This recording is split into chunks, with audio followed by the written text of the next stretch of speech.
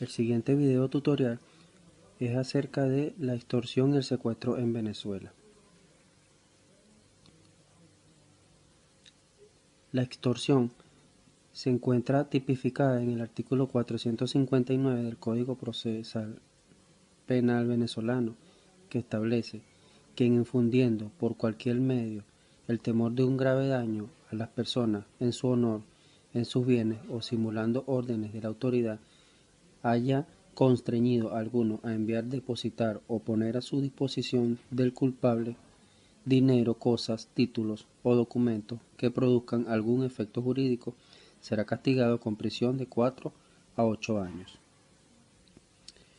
Pudiéramos decir que, en términos generales, la extorsión es un delito que consiste en obligar a una persona, a través de la utilización de la violencia o de la intimidación, a realizar u omitir un acto jurídico o negocio jurídico con ánimo de lucro y con la intención de producir un perjuicio en contra de esa persona.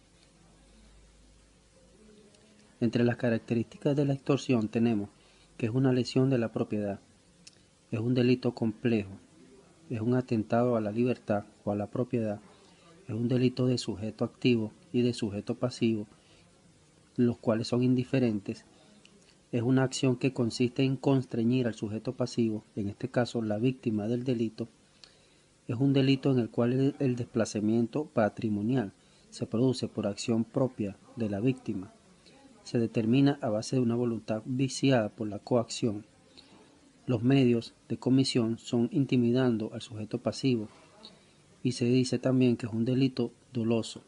Se consuma cuando la cosa mueble entra a la disponibilidad del sujeto pasivo. Esas son las características de la extorsión.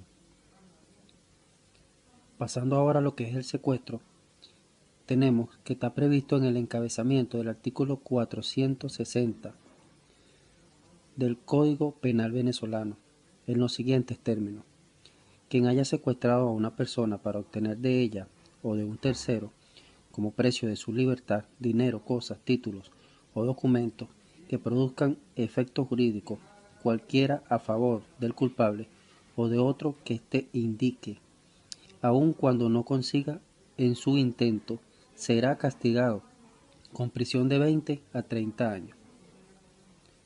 Como una definición, general acerca de lo que es el secuestro, es conocido como un delito contra la libertad.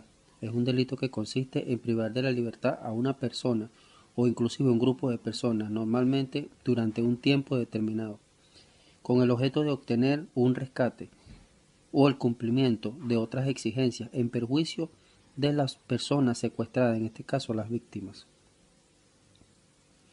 ¿Cuáles son las características del secuestro? Tenemos que es un delito permanente, pues se prolonga por un periodo de tiempo determinado. Es un delito complejo, pues ofende dos bienes, tanto la propiedad como la libertad. También tenemos que es un delito de peligro, en lo que atañe al bien jurídico de la propiedad. Para que se consuma, no es menester que el secuestrador consiga su objetivo, esa también es una de las características. Y tenemos que es un delito de daño, en lo que atañe al bien jurídico de la libertad.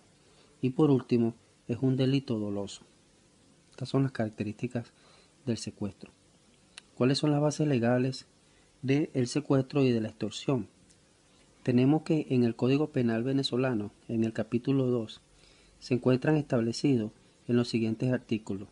En el artículo 455, 456, 457, 458, 459, 460 y también en el artículo 461 del Código Penal venezolano. ¿Cuáles son las diferencias entre la extorsión y el secuestro? La extorsión es un delito de daño que implica una restricción psíquica de la libertad. Y tenemos que el secuestro es un delito de peligro, pues involucra la privación de la libertad del secuestrado. La extorsión y el secuestro en Venezuela. En los últimos años, cientos de venezolanos han sido víctimas del delito de la extorsión. Incluso, muchos han abandonado el país tras ser ellos o sus familiares víctimas de una situación parecida, que según las estadísticas no oficiales se ha convertido en el tercer crimen más común de toda Venezuela, después del tráfico de drogas.